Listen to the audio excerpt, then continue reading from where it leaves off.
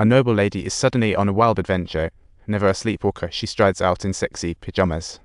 Before anyone noticed, she was already lost in the grip of a monster, and soon her life took a bizarre turn. She could hear the hushed whispers of servants in several rooms away. Subtitle: Mice in the attic nod the sofa louder than a party. Plus her moves turned irresistibly charming. Men were always baffled by why they were drawn to her.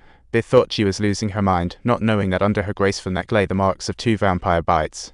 Whenever she needed strength, Dracula became Satan to take her life, leaving her screaming in pain, unable to resist until doctors awoke to her cries. Lucy was so weak from blood loss that the doctors rushed in to fill her up with fresh blood. But that blood quickly vanished as mysteriously as it came, leaving the young doctors utterly confused.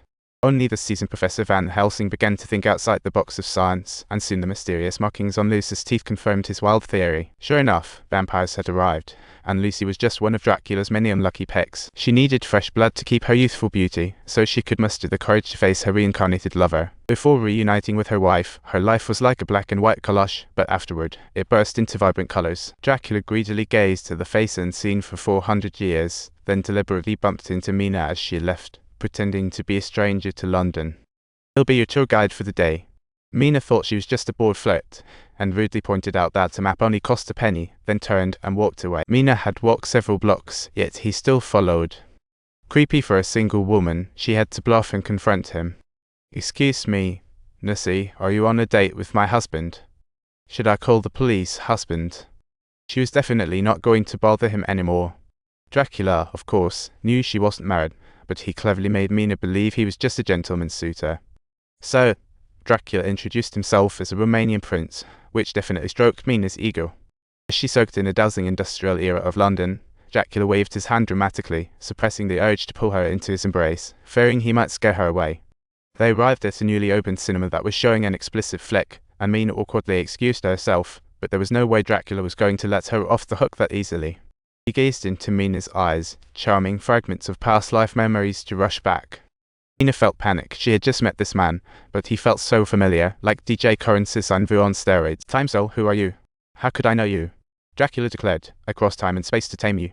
As he spoke halfway, his thirst for fresh blood surged, and she bowed her head, unwilling to let her beloved become a victim of endless darkness. So she suppressed her instincts and gallantly escorted Mina home. Dracula's methods of wooing were anything but honorable. When they met again, she slipped a love potion into his drink. Mina asked about her homeland, unaware that his land was her true home. Dracula looked at her charming face, calling it Earth's most beautiful place. Mina didn't grasp his words, but old memories surfaced in her mind. In a haze, she saw a woman's face, and as that face became clear, she gasped, "Oh wow, this face is just like mine." Ancient tales flickered as phantoms. She wept uncontrollably for the tragic love. Dracula, pained by her grief, raised his hand to wipe away the ghostly tears. Thus, he transformed her tears into sparkling diamonds, ultimately revealing the story of this unprecedented beauty before him. Meanwhile, Mina had unwittingly fallen head over heels for this gentleman with the captivating tale. Little did she know, while she was wrapped in another man's charm, her fiancé Jonathan was undergoing quite the ordeal.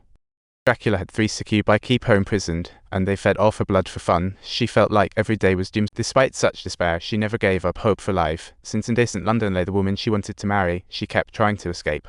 Until one day, as she tried to flee again, she accidentally fell into the moat, and the fiery waters finally flung her out of that cursed place. With sheer determination, she made her way to a monastery. Once awake, she wrote to Mina, inviting her to come to the church here for their wedding. Mina had clearly already developed feelings for Dracula. If you've enjoyed this story, please don't